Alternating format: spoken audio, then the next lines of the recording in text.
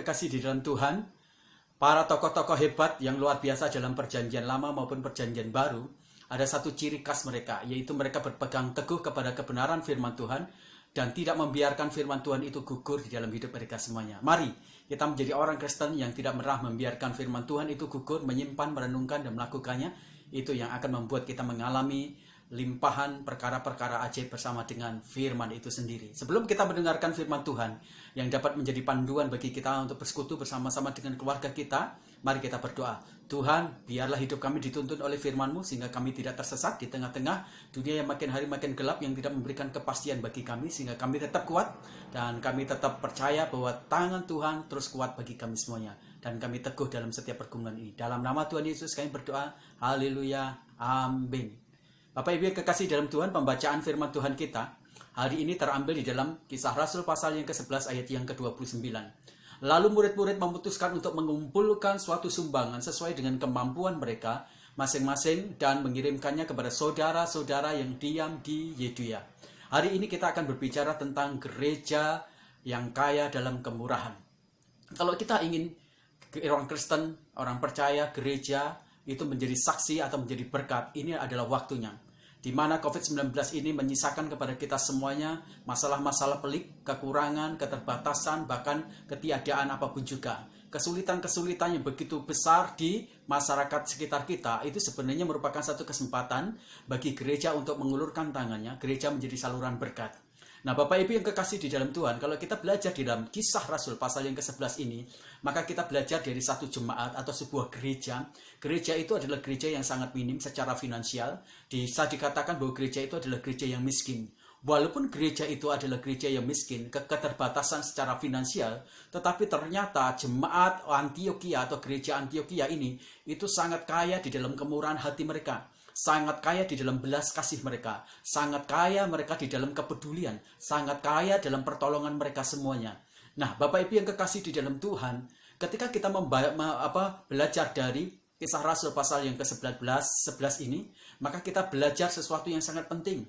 Bagaimana gereja atau orang-orang percaya yang hari-hari ini mereka menjadi orang individualis. Mereka hanya memikirkan tentang dirinya sendiri. Mereka yang berharap cuma bisa ditolong. Mereka yang berharap untuk bisa dikasih. Mereka yang cuma berharap bagaimana mereka hanya diperhatikan. Tetapi Kisah Rasul pasal 11 ini justru menemplak bagi kita semuanya. Kita yang cenderung untuk memperhatikan diri kita sendiri, atau kita cenderung untuk minta dikasihi, tetapi kita diajar, ditemplak bagaimana gereja, bagaimana umat percaya di tengah segala penderitaan, kekurangan dia, keterbatasan dia, bahkan kemiskinan, ternyata mereka masih bisa menjadi saluran berkat. Mereka tidak miskin secara mental, secara jiwa, secara iman, secara rohani, secara karakter. Justru mereka menjadi kaya luar biasa.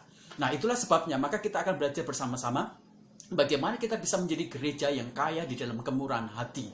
Nah, hari ini kita belajar bersama-sama dari Kisah Rasul pasal yang ke-11 dari sebuah jemaat atau sebuah gereja Antioquia. Yang pertama, Bapak Ibu, mari kita menjadi gereja yang memiliki hati untuk tidak menjadi keras di dalam memberi. Nah, Bapak Ibu kekasih, ketika Nabi Habakuk dikuasai oleh Roh Kudus, salah satunya dia memberikan satu nubuatan dan memberitahukan kepada jemaat Antioquia bahwa akan ada satu kesulitan besar yang akan menimpa wilayah Yerusalem, dan itu berimbas kepada gereja Tuhan di Yerusalem dan umat Tuhan yang ada di Yerusalem.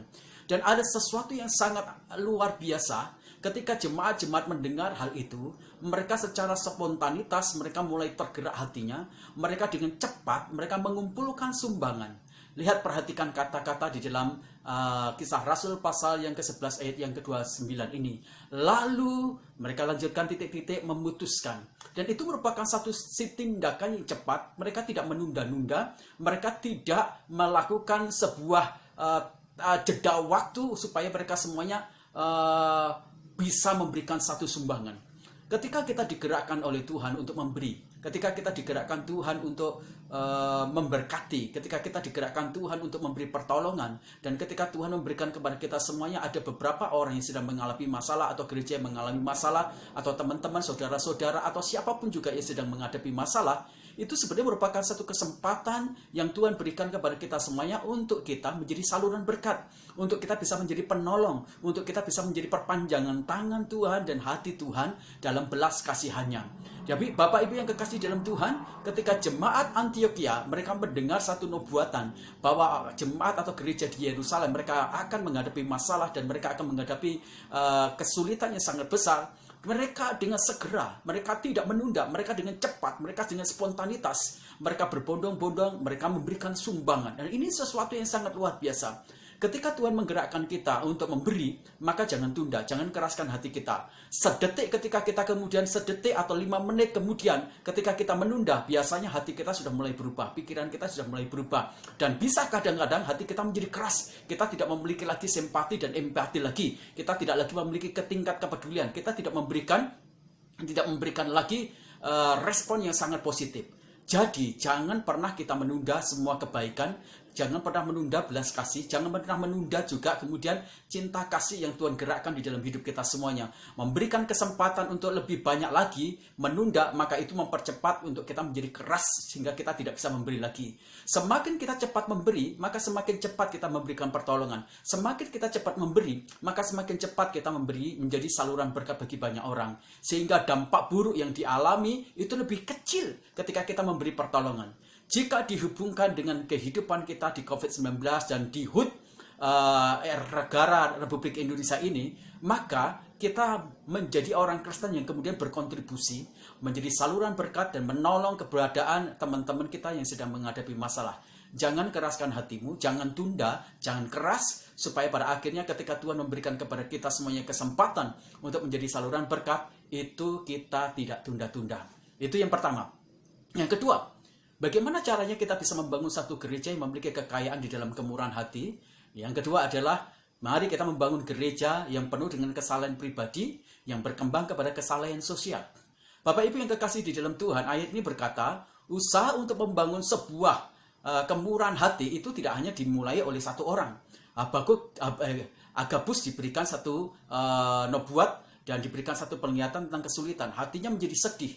Dan ketika dia bercerita apa yang terjadi, itu mendorong ternyata kesalahan dari Agabus itu bergerak ke kesalahan yang bersifat sosial.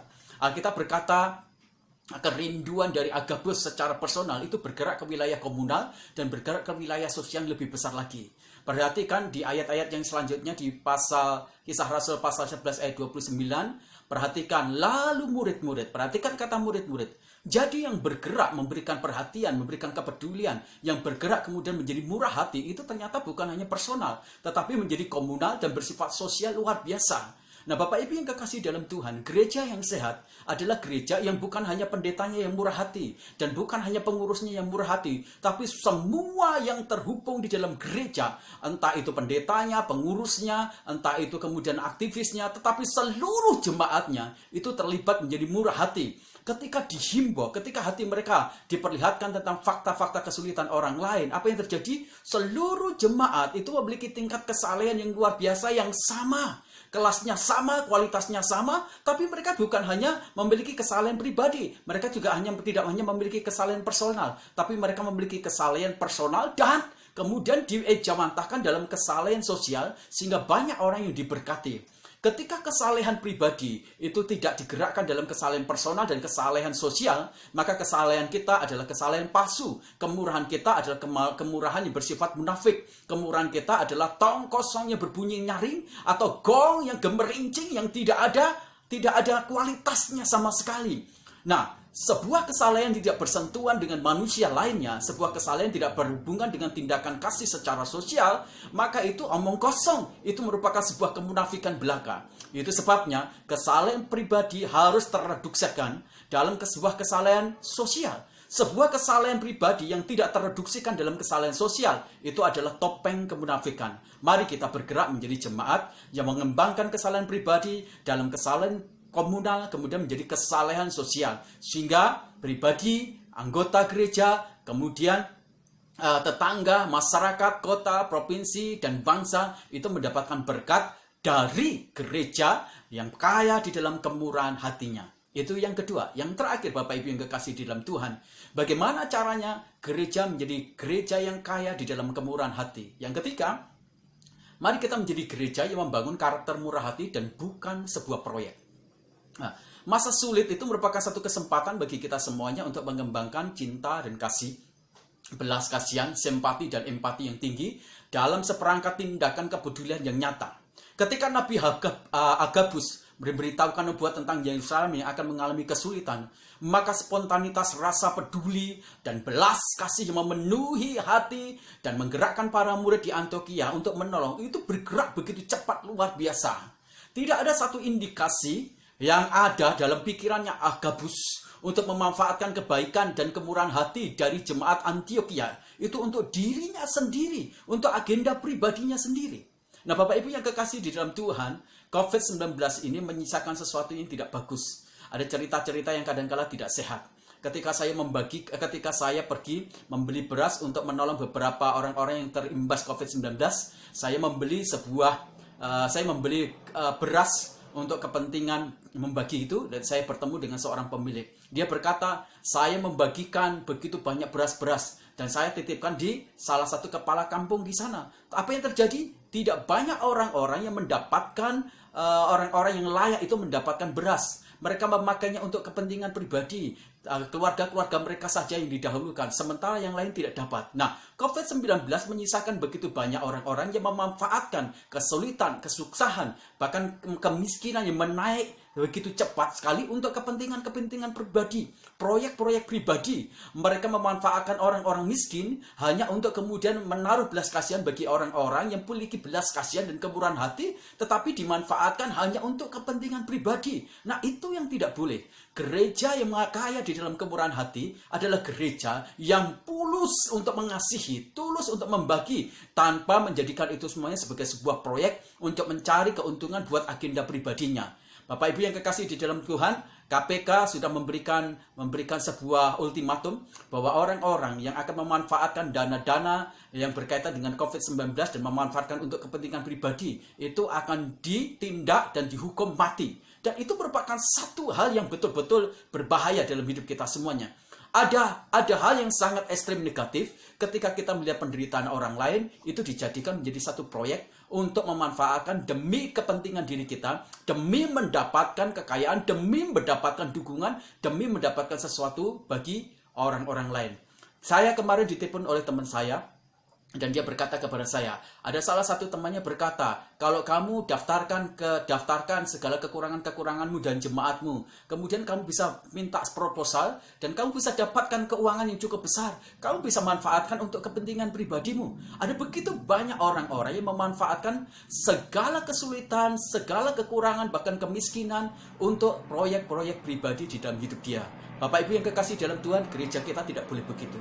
Ketika Tuhan memberikan berkat bagi kita semuanya, mari kita menjadi saluran berkat yang tulus, dengan motivasi yang baik, motivasi yang benar. Kita tidak sedang menolong orang lain dengan menyelewengkan kepercayaan orang lain untuk kepentingan diri kita, untuk agenda diri kita. Tetapi mari kita manfaatkan itu semuanya untuk orang lain sehingga mereka mendapatkan manfaat. Siapa yang pantas dan layak mendapatkan, biarlah mereka mendapatkan. Jangan sampai kemudian kita korupsi, kita memanfaatkan segala sesuatu yang bukan hak kita, merupakan hak orang lain sehingga kita kemudian ambil, karena itu merupakan satu kejahatan bagi Tuhan. Mari kita menjadi gereja yang murah hati. Yang pertama, mari kita bangun hati yang tidak menjadi keras di dalam memberi. Mari kita membangun kesalehan pribadi, berkembang ke wilayah kesalehan komunal dan kemudian bergerak menjadi kesalehan sosial. Dan yang terakhir, mari kita menjadi orang-orang atau gereja Tuhan yang memberi dengan tulus dan tidak menjadikannya itu sebuah proyek. Kita bersyukur, biarlah ini menjadi satu bagian komsel kita, bahan komsel di keluarga kita, dan Tuhan memberkati kita semuanya. Mari kita berdoa. Tuhan, terima kasih untuk firman-Mu, memberkati kami lagi, meneguhkan kami semuanya. Terus kami berdoa untuk jemaat, kami berdoa untuk mitra, kami berdoa untuk sponsor kami yang mereka menghadapi COVID-19 di bidang ekonomi bisnis mereka semuanya. Tuhan campur tangan memberkati mereka untuk mereka tetap tenang, mereka tetap bersuka cita, diberkati karakter yang baik sehingga mereka semuanya diberkati dengan hikmat Tuhan untuk mereka bisa keluar, dan Tuhan memberkati dan memulihkan usaha mereka dan bisnis mereka. Tuhan memberkati saudara-saudara kami yang ter-PHK, berkati mereka dengan cara-cara yang luar biasa, dan berkati mereka supaya mereka dapat mendapatkan pekerjaan. Tuhan memberkati para dokter, para suster yang menangani COVID-19 supaya mereka tidak terpapar. Tuhan memberkati juga Tuhan untuk virus COVID-19 yang sudah terproduksi. Tuhan, kami tidak tahu berapa banyak persentase yang harus kemudian diproduksi. Tapi kami berdoa Tuhan supaya seluruh bangsa di dunia ini akhirnya dapat diselamatkan oleh oleh virus anti COVID-19 ini. Tuhan, terima kasih. Engkau memberkati bangsa dan negara kami. Berkati bangsa kami menjadi bangsa yang benar-benar kuat secara ekonomi dan kuat juga secara kesehatan Tuhan. Kami tahu Tuhan begitu banyak bangsa-bangsa mengalami krisis dan resesi. Tuhan, Engkau berkati negara kami dan bangsa kami supaya Tuhan teguhkan, berikan kekuatan sehingga kami terluput dari resesi ekonomi ini Tuhan. Engkau berkati presiden kami dengan jajaran kementeriannya, baik itu Menteri Keuangan dan jajaran manapun juga, supaya mereka bisa menemukan kebijakan-kebijakan yang mengurai krisis ekonomi, krisis juga kesehatan, sehingga bangsa dan negara kami bisa keluar dari masalah-masalah itu semuanya Tuhan. Memberkati juga kota kami, berkati Tuhan Bupati, Camat, berkati Lurah, berkati kepala desa, RW, RT, berkati mereka semuanya menjadi pemimpin yang mengayomi bangsa kota kami ini juga Tuhan. Terima kasih, berkati perekonomian di kota kami, baik itu agrowisata, agrobisnis, perhotelan, niaga, juga Tuhan pertanian, perikanan, perkebunan, peternakan. Tuhan, Engkau campur tangan, Engkau memberkati. Berkati gereja-gereja yang ada di Cipanas ini. Berkati supaya gereja menjadi salah satu gereja yang menggerak, menjadi saluran berkat, berkontribusi untuk menjadi kesaksian dan menolong banyak orang-orang yang sedang mengalami kesulitan ini. Jadikan gereja ini Tuhan terbuka tangannya untuk menjadi penolong bagi kota kami ini Tuhan. Terima kasih, Engkau memberkati gereja kami juga Tuhan. Berkati pertumbuhan iman jemaat kami, supaya mereka semua bertumbuh di dalam iman dan rohani mereka. Tuhan, berkati karakter jemaat kami supaya diubahkan, mereka mengalami pertobatan dalam pikiran mereka, dalam mulut mereka, perkataan mereka, dalam perilaku mereka, dalam hati mereka, supaya mereka menjadi teladan dan mereka menjadi saksi yang hidup bagi Tuhan. Berkati juga kerinduan kami untuk memiliki sebidang tanah dan gedung. Tuhan, Engkau adalah supply bagi gereja kami. Kami percaya bahwa Tuhan, Engkau terus-menerus akan beracara. Terima kasih, kiranya kebenaran firman Tuhan ini terus meneguhkan kami, menguatkan kami. Terima kasih Tuhan. Damai sejahtera dari Allah Bapa menyertai kami. Sepanjang hidup kami disertai oleh kebaikan Tuhan. Dan kami akan melakukan kebaikan-kebaikan Tuhan itu menjadi bagian, bukan hanya sekedar gaya hidup kami, tetapi menjadi bagian kehidupan kami yang real terus-menerus. Terima kasih. Dalam nama Tuhan Yesus Kristus kami berdoa. Haleluya. Amin. Kiranya Tuhan Yesus memberkati kita semuanya. Berdiri dalam iman, praktekkan kebenaran firman Tuhan, maka kita akan melihat bagaimana firman Tuhan itu akan mendorong kita semuanya menghasilkan buah-buah yang berbuah lebat, sehingga Tuhan dikenal dan banyak orang diberkati. Amin. Tuhan memberkati.